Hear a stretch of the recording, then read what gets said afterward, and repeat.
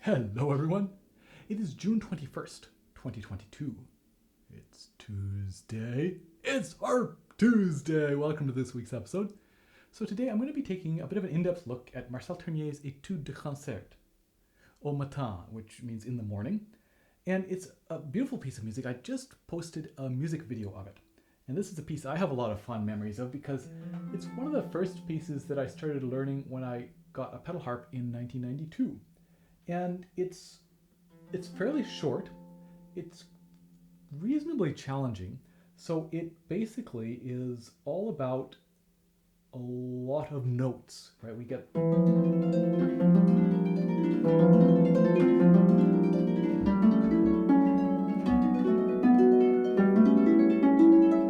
there's all these sort of constant 16th notes, this lovely rippling patterns that go on and on and on and on and on.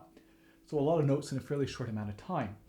And it's kind of like casting a spell, this spell of notes one after another. And so it's definitely something where you want to be very, very even, right? You want to make sure that you can, it's not, that we want to be very, very even. And also, in this case, there's quite a range of moods from a very sort of soft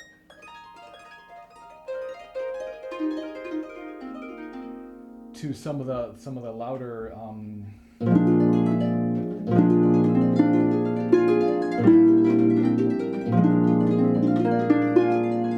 more excited stuff. So again, it's all very even, but a great range of moods. And it's, of course, great practice for pedals, a great introduction to the pedal harp because there's quite a few pedals.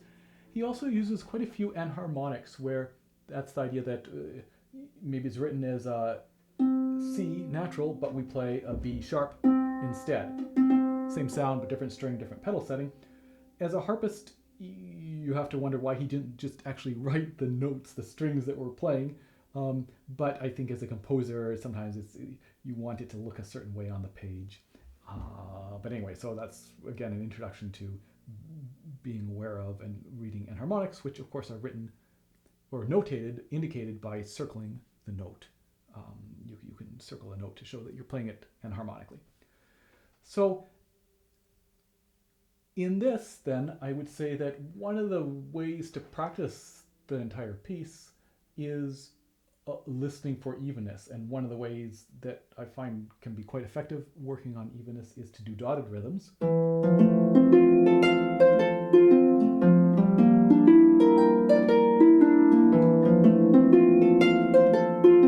Or the opposite.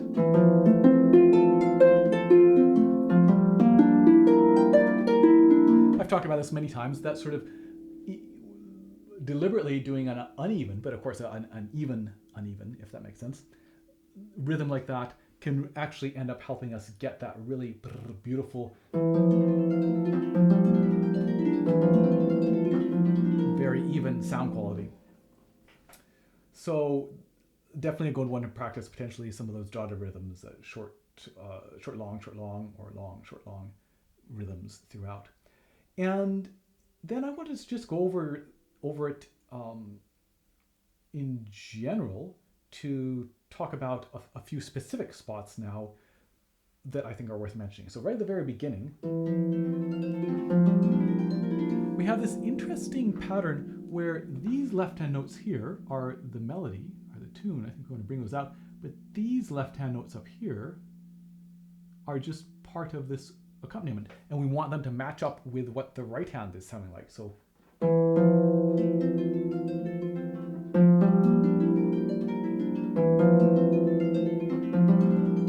because it can be easy to, if the left hand plays the first two somewhat louder, to end up playing these ones up here louder as well. And so it's worth practicing, if you're finding that a little bit challenging, it's worth practicing really exaggerating loud and then really soft.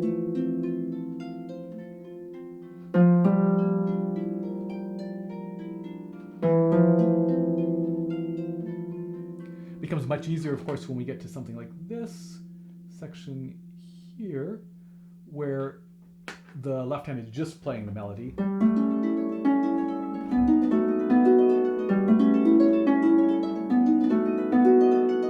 And the right hand has that sort of rippling accompaniment where we don't have to worry so much about the balance. It's always harder when a hand is trying to be one level and then another level, so worth being aware of.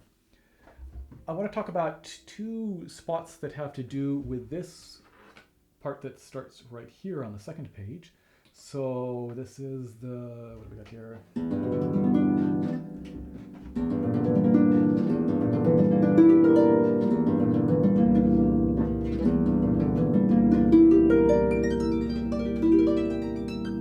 So you heard right there that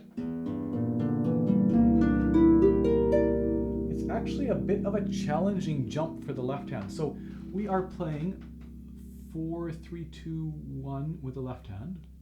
It's a nice root position E7, like a root E7. 4, 3, 2, 1 with the right hand, and then 4, 3, 2, 1 with the left hand. Now, that in and of itself would be easy. Beautiful. Some more E7 position shapes. But we have this C right here that we have to play. And so we play this, but we would like to, because these strings are right next to each other, the D and the E, in order to avoid a risk of buzzing, we would like to get this fourth finger on there before the right thumb plays.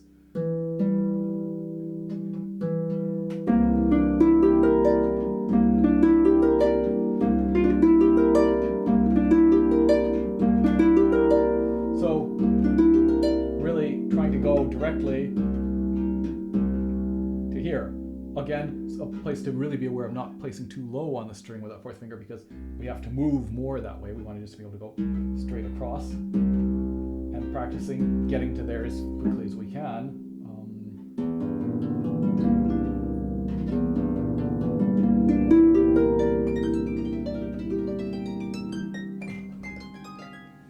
So just something worth being aware of. It's the same when we have this bit here, that you want to jump up to that A before you play this G if possible. And then right on this part here, I really want to put a muffle in right here and also right here. So I don't know that you have to, but what are our pedal settings here?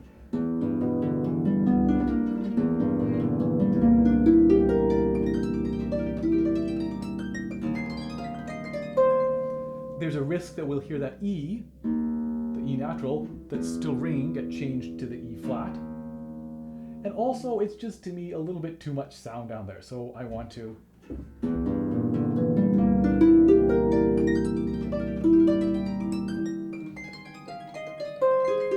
do that, but it does mean it's a fairly fast move for the left hand to muffle and then jump up in time. So just a spot worth practicing, but I do recommend that muffle. I think it makes it cleaner, it makes it sound better. And we got sort of more of the same, and again, these beautiful patterns. It's really fun to play.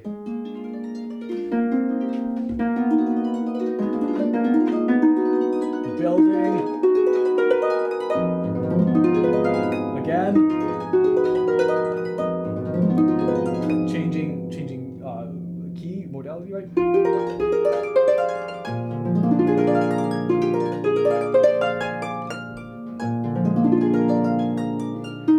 And then it's all been somewhat intense, and suddenly we get this lovely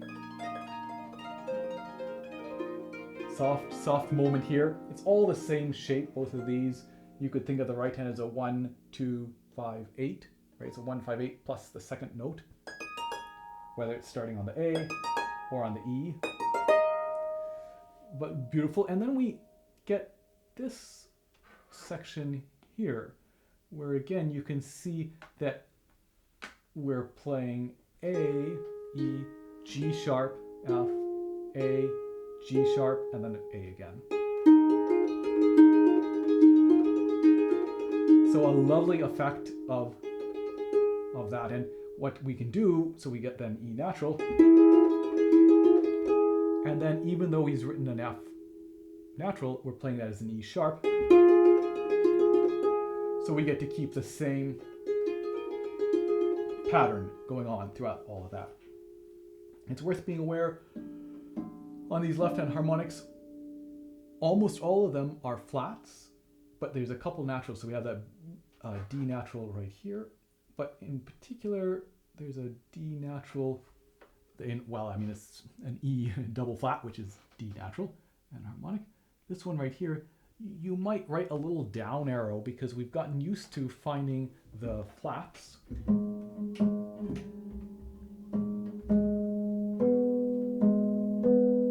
And we kind of want to go right here, which would be D flat, but since it's D natural, we have to just, here's not going to be quite right. Because the string's slightly shorter, the middle is actually a little bit lower. So just being aware, flat, flat, flat, and then the natural, we have to go just a tiny bit lower on the string. I want to talk a little bit about this specific pattern that we get at the beginning of page 6. So we've had this is a shortened thing where we might go something like that. But now, throughout this entire page, the right hand's never going to stop playing, right? It's 16th note after 16th note. And so this pattern, and I'll maybe do it on this, write it on this bar where we start instead of the rest of the beginning. We have a note 1, 4, 2, 3, 1, 2. Again, 1, 4, 2, 3, 1, 2, 1, 4, 2, 3, 1, 2. Same pattern throughout, and a chance to sort of place out of order in the sense that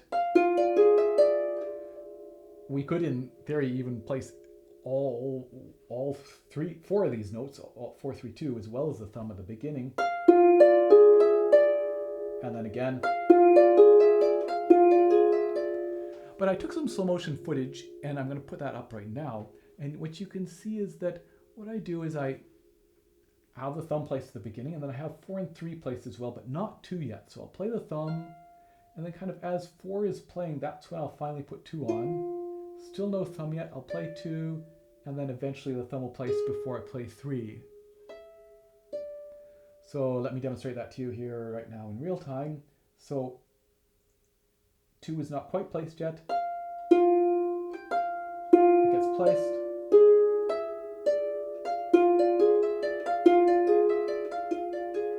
And I'll put the slow motion footage again. And that to me just makes it feel a little bit more relaxed and a little easier to do rather than trying to get that second finger on there at the same time as 4 and 3. Even though it is playing before the third finger, I'll place 4 and 3 kind of as one unit, and 2 goes on a little bit later. What else? The bottom of this page, again, some more enharmonics. So, in fact, here, right here, we're able to play a root position G chord, G, G, D, B sharp, rather than this shape. It's this shape, a much easier shape. And that means if we want, we don't have to, but if we want, we could play a B sharp in place of this C, so that becomes just a 3-note root position G chord. We could play a B in place of this C, that becomes a second inversion G, and this one also then becomes a first inversion G chord, so that we get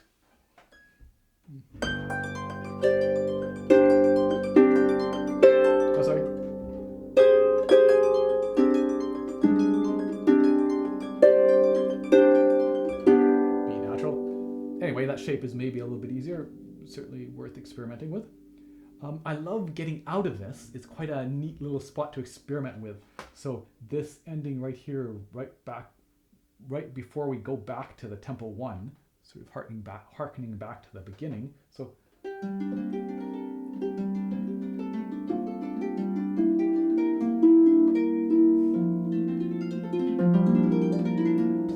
around with stretching that a little bit, not too much, right? And how much do you want to?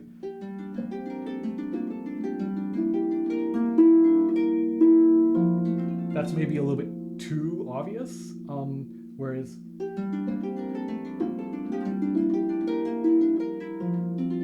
that's maybe not enough, right? So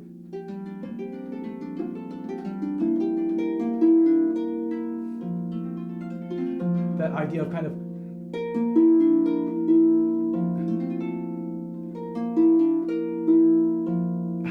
having so slowing down, right, with these last 6 notes, I guess, we know we're kind of stretching it, but then placing this note, maybe the F in the left hand, maybe just a tiny bit before we are expecting it. So it's not so.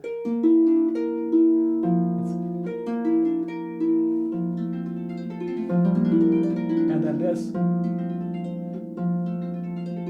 can start just a tiny bit slower so that it's not, if we place this a tiny bit earlier than we're expecting, we're not going, but this beautiful sense of both still being in that leftover moment of slowing down a little bit, as well as getting on this sort of wave of notes that are coming up again. Anyway, fun little spot to experiment with. And then we really build and build and build our way to the top of the last page. Beautiful.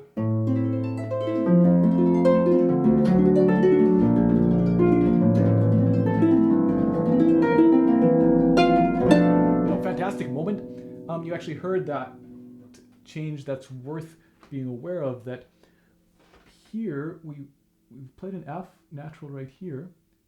So we want to delay our F sharp change right maybe on that second 16th note. So not on the D, but on the second 16th note. And same thing here, that we'll have played an F sharp right here. So we'd like to change our F natural maybe right here, right as it occurs, just to give it, we don't really have a chance to muffle, so to give it as much time as possible. Right? Change. Change. It's like,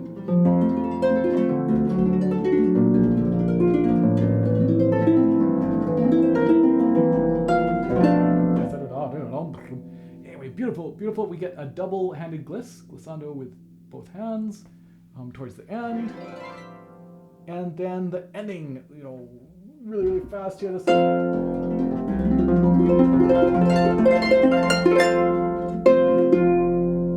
So again, a spot to practice, slow and loud. Try to bring out those left-hand notes if you can.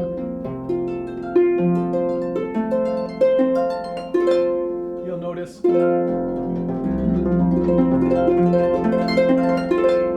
that I switch, in that case I switched right here to a normal position. So it's open, open, open, open, normal, normal, normal in the left hand. Because certainly when we get here, we have to be in a normal position. You can practice this one.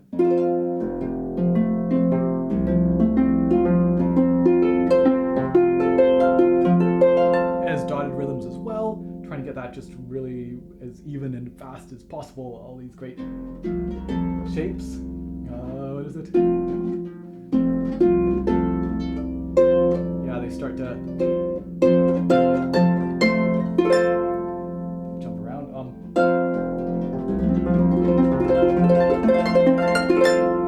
Doubling the F with the E sharp. And then I would recommend a muffle right on this the second big beat. So we got 3, 1, 2, 3, 1, 2, 3. Yeah, great way to end it. So really fun piece to play. It's satisfying to play. It fits, Tournier was a harpist. It fits really nicely under the hands. All these lovely little patterns like that. And again, just casting this spell, this sea of notes, I think to great effect. So I hope you enjoy that. And I will see you next week for another episode of Harp Tuesday. Cheers.